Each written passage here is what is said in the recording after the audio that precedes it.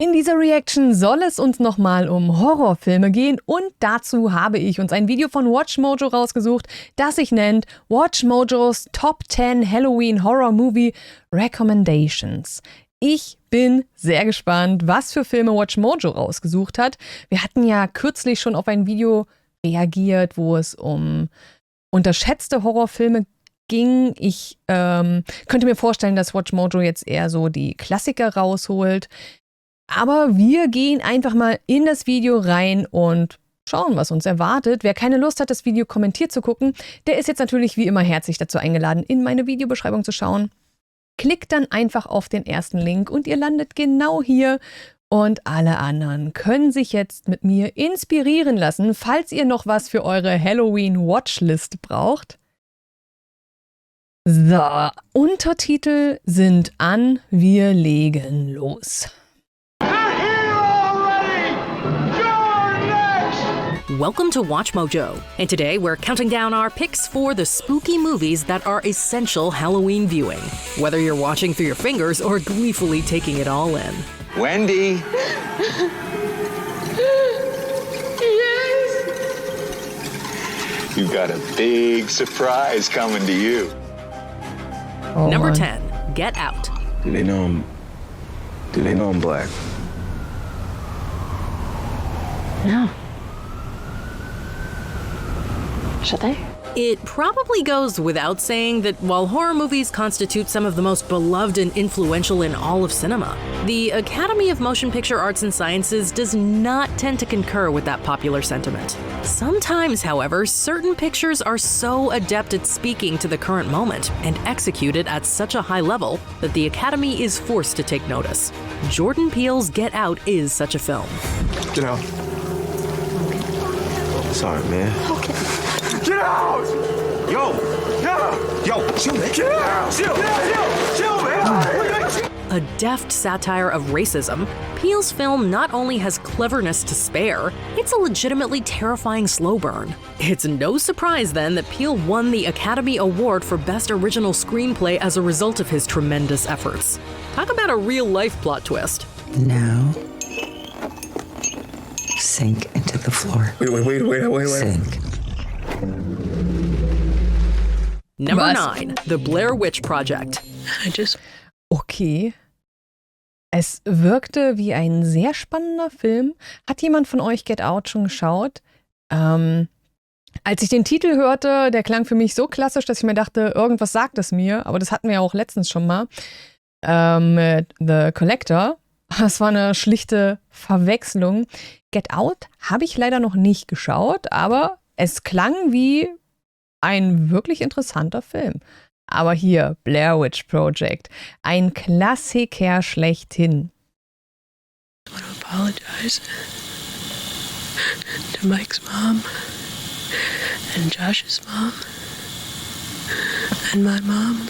It feels like it's sometimes forgotten that the film that ushered in an era of found footage filmmaking was a genuine cultural phenomenon at the time of its release. Driven largely by what could be considered as the first viral marketing campaign, would-be audiences were led to believe that the events depicted in Blair Witch were real, leading to significant buzz. What he did is he took Es ist ja auch heute noch so ein Ding, dass viele Menschen der Meinung sind, dass dieser Mythos wirklich real ist. Also, dass es den Mythos um die Blair Witch gab und dass deswegen dieser Film entstanden ist. Aber nein, das haben sich die Filmemacher alles aus dem Hintern gezogen. Also das klang jetzt sehr despektierlich, sie haben sich das ausgedacht, das war Teil des Marketingkonzepts und es ist einfach großartig.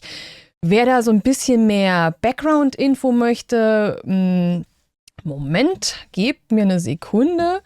Ich empfehle euch liebend gerne ein Video, was ihr euch mal anschauen könnt. Einige werden es vielleicht auch schon kennen.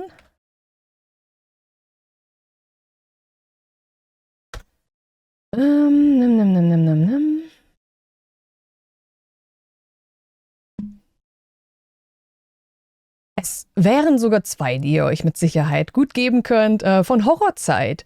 Sie hat sich da sehr intensiv mit auseinandergesetzt. Ja, also Schaut da gerne mal rein, wer sich so ein bisschen für die Hintergründe interessiert. Ich habe auf Jays Mansion dazu auch mal ein Video gemacht, aber ich muss jetzt natürlich auch ehrlich sein, Horrorzeit hat sich mehr in die Tiefe damit befasst, wie das Ganze, wie der Film so entstanden ist. Bei mir ging es eher um den Mythos, meine ich. Schaut auf jeden Fall gerne ihre Videos. Ich verliere mich. Wir schauen weiter. The kid standing in the basement by twos. He made one face into the corner. Really? And then he would kill the other one. And then when he's done with that, he'd grab the one out of the corner and kill that one too. While, of course, the film is entirely fictional, that feels secondary when you're watching it. Its shaky, amateurish camera work, remote setting, pervasive creepiness, and deep lore will have you making a snack of your fingernails. Blair Witch's style is often imitated, but never truly duplicated. I am so sorry for everything that has happened. Because in spite of what Mike says now, it is my fault. Number 8, Rosemary's Baby. Guy, listen. Auch ein Let's Klassiker. make this a new beginning, okay? A new openness and talking to each other because we haven't been open. What do you do when you feel you can't trust anyone around you, not even your own husband? That's the question at the heart of Roman Polanski's Rosemary's Baby, a thrillingly unsettling psychological horror film that has routinely been ranked among the genre's best in the decade since its initial release. No pope ever visits a city where the newspapers are on strike. I heard he's gonna postpone and wait till it's over. Well, that's showbiz. That's exactly what it is. Mia Farrow's Rosemary, the wife of struggling actor Guy, played by influential indie filmmaker John Cassavetes, slowly begins to discover that she's involved in a deeply rooted satanic conspiracy with sinister aims. The audience can only spectate as Rosemary falls further and further into madness. For a taste of real-life horror, read about the genuinely hellish experience that was making Rosemary's Baby.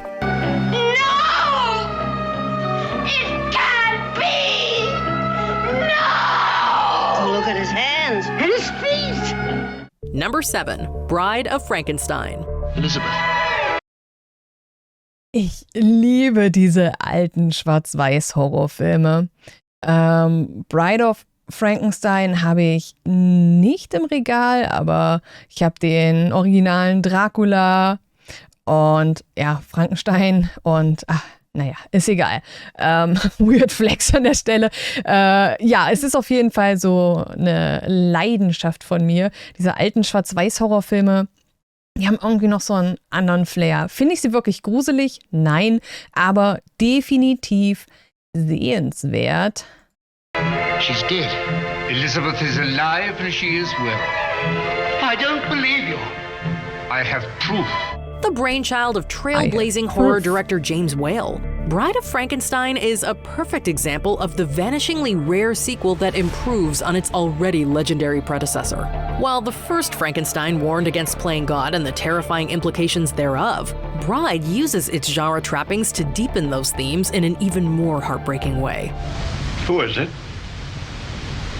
You're welcome, my friend, whoever you are.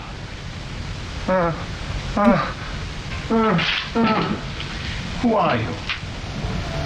Bride of Frankenstein reached an uphill battle to reach audiences, subject to significant censorship and even outright bans in a number of countries worldwide. Whale's film overcame attempts to suppress it to become an all-time classic of horror cinema. Clocking in at only 75 minutes in length, it is essential viewing for a quintessentially dark and stormy night. She hates me, like others. Number 6, The Silence of the Lambs. A census taker once tried to test me. Aber wir merken, es sind alles eher Filme, die schon ein paar Jahrzehnte auf der Uhr haben. Naja gut, bis auf der erste. Get Out war von 2017. Aber ansonsten waren die Filme bisher alle schon recht betagt. Bin gespannt, ob es noch irgendwas Aktuelleres ins Ranking geschafft hat. Aber ja, wir sprechen hier wirklich über Klassiker. I ate his liver with some fava beans and a nice Chianti. Remember earlier when we said that the Academy generally doesn't vibe with horror? Jonathan Demme's procedural thriller/slasher is the exception that proves the rule.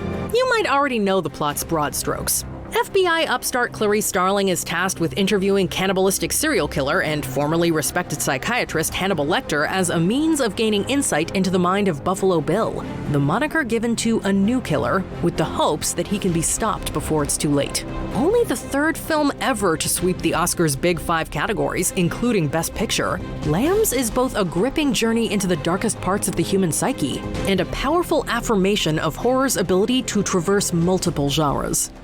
It places the lotion in the basket. Es ist so iconic. Gab es da nicht auch irgendwie so eine Referenz in Riverdale? Ich oute mich jetzt als Person, die Riverdale geschaut hat. Ja, ich meine, da gab es auch irgendwie so eine Referenz, die Betty beinhaltete, wie sie in dem Serienkillerhaus irgendwie in so einem Brunnenschacht gefangen war. Schlagt mich nicht. Der Exorzist. Auch sehr spannend. Exorcist. It is he who commands you.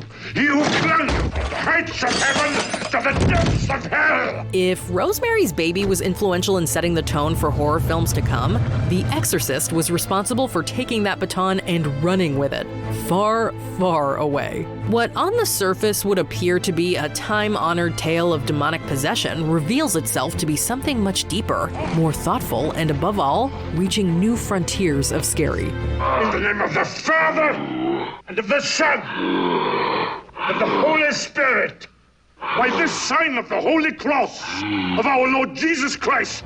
The Exorcist's considerable influence and legacy are perhaps best summed up by American genre appreciation magazine Cinefantastique, writing that, quote, "The Exorcist has done for the horror film what 2001 did for science fiction, legitimizing it in the eyes of thousands who previously considered horror movies nothing more than a giggle." The power of Christ compels you. The power of Christ compels you. The power of Christ compels you. Number 4. Alien. Vielleicht eine interessante Hintergrundinformation, dass der Exorzist, also der Film beziehungsweise der Roman, auf dem dieser Film basiert wiederum auf einer, sagen wir, wahren Geschichte, die so semi-wahr ist, meiner Meinung nach.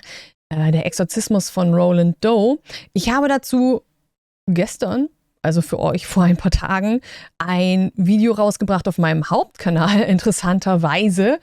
Also im Grunde geht es um einen Jungen, der 14 Jahre alt war und plötzlich Kratzgeräusche in seinem Zimmer vernommen haben soll und unheimliche Stimmen und da soll dann viel Übernatürliches abgegangen sein und die Familie wandte sich dann auch an einen protestantischen Kirchenmann. Ich verwechsel immer Priester und Pastor. Ich meine, da gibt es einen Unterschied.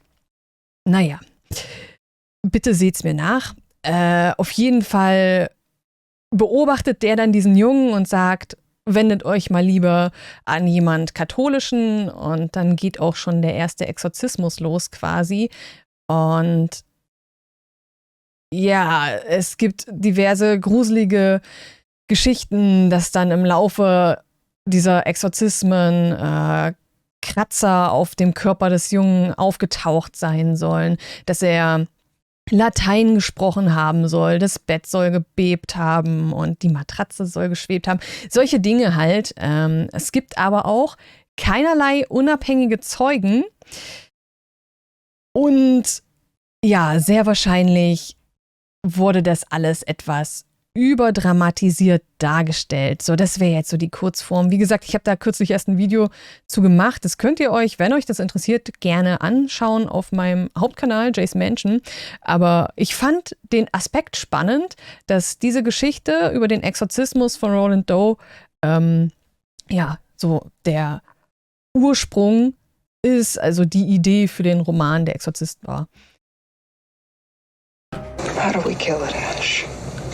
There's gotta be a way of killing it. How do we do it? Alien-Filme habe ich gar nicht geschaut. This iconic sci-fi horror flick is notable for a number of reasons. Chief among them that it Mit Sci-Fi kann ich nichts anfangen, bedauerlicherweise gar stands nicht. as director Ridley Scott's mainstream breakthrough.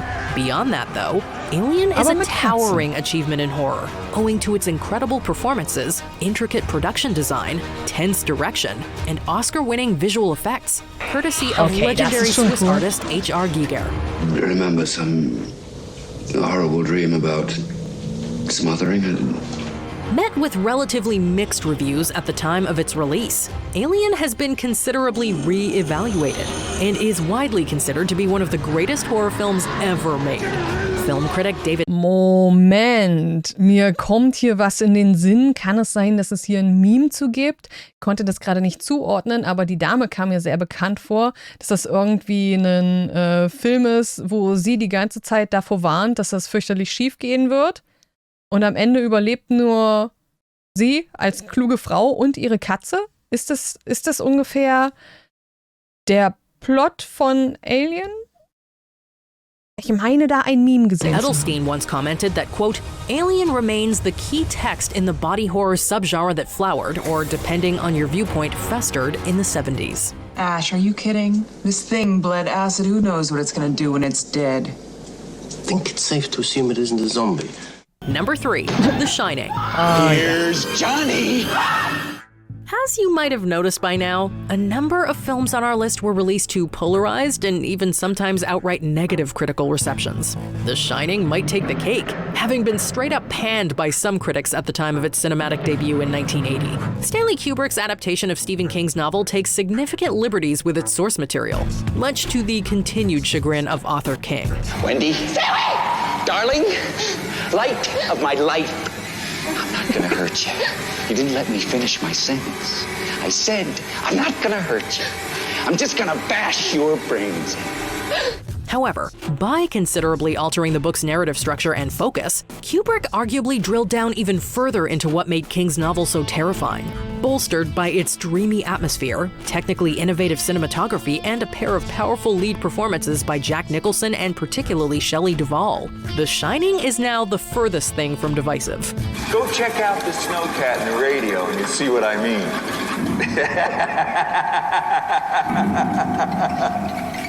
Go check it out!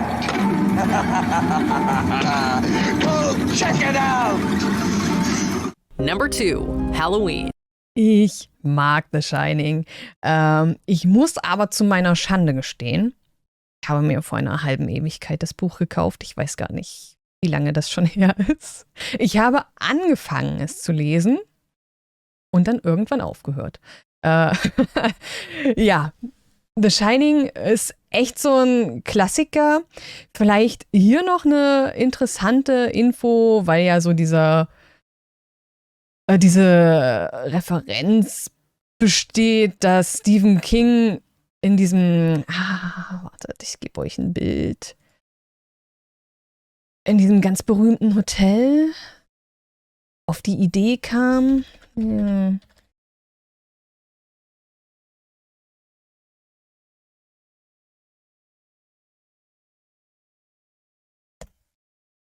das Buch zu schreiben, das Stanley Hotel, genau. Wartet, ich gebe euch hier mal ein Bild von Wikipedia. So sieht das Stanley Hotel aus. Genau, da hat Stephen King übernachtet und da kam ihm dann die Idee zu The Shining. Ja, über dieses Hotel kursieren ja auch diverse Geschichten, dass dieses Hotel verflucht sein soll, dass es dort spuken soll. Es gibt, glaube ich, Dutzende Videos von so Ghost Hunt Channels, die sich in diesem Hotel aufgehalten haben. Wenn euch sowas interessiert, feuerfrei. Ihr müsst wahrscheinlich nur Stanley Hotel Haunted bei YouTube eingeben und dann kommen so die Sam and Colby Klassiker. Ich glaube, die waren sogar mehrfach in diesem Hotel. Ja, wie dem auch sei, Stephen King ist hier gar nicht wirklich was Gruseliges passiert. Der Mann hatte schlicht und ergreifend einen Albtraum. Und dieser Albtraum führte zu dem Buch und dazu, dass hier eine ganze Suite nach ihm benannt wurde. Also, nicht jeder Albtraum ist schlecht. Bin sehr gespannt. Wir haben jetzt hier nur noch scheinbar 2 Filme und noch 5 Minuten Zeit. I told him how dangerous he was. You wouldn't have 2 roadblocks and an all-points bulletin wouldn't stop a 5-year-old. Well, he was your patient, Doctor. If precautions weren't strong enough, you should have told somebody. I told everybody!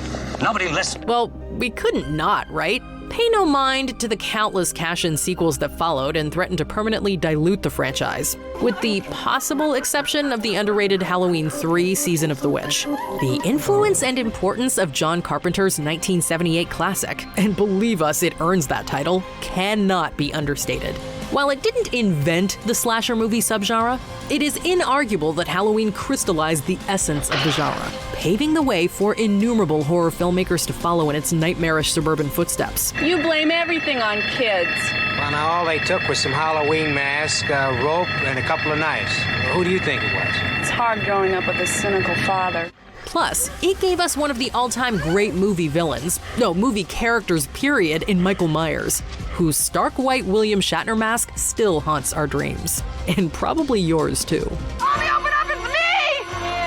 Was meine Träume heimsucht, es gibt einen TikTok-Account, der Michael Slayers heißt. Und das ist eine Person im Michael Myers Kostüm, die echt cool tanzt. Ja, auch empfehlenswert, wenn man mal irgendwie was Witziges für zwischendurch braucht. Before we unveil our top pick, here are some honorable mentions. Night of the Living Dead, the mother of all zombie movies. They're coming to get you, Barbara. Stop it! You're ignorant. They're coming for you, Barbara. Carrie, Brian De Palma and Sissy Spacek remind you that high school is hell. You can stay here with me. I don't want to stay with you, Mama. Look, I'll answer the door and I'll tell him that you're sick. I'll tell him that you changed your mind. Sit down and be quiet! The Thing. John Carpenter's paranoid chiller brilliantly reflects Cold War anxieties. If you're worried about me, If we've got any surprises for each other, I don't think we're in much shape to do anything about it. Videodrome. Not only is this Canadian cult classic thought-provoking, it's downright nasty too. long live the new flesh. The Ring. This PG-13 flick proves that horror isn't all about blood and guts. Have you heard about this videotape that kills you when you watch it? What kind of tape? Muss ich sofort an Scary Movie denken. Scary Movie 3. Tape. A regular tape. People rent it, I don't know. You start to play it, and it's like somebody's nightmare. Before we continue, be sure to subscribe to our channel and ring the bell to get notified about our latest videos. You have the option to be notified for occasional videos or all of them. If you're on your phone, make sure you go into your settings and switch on notifications. Number 1. Psycho. I don't really know anything about birds. My hobby is stuffing things. You know, taxidermy.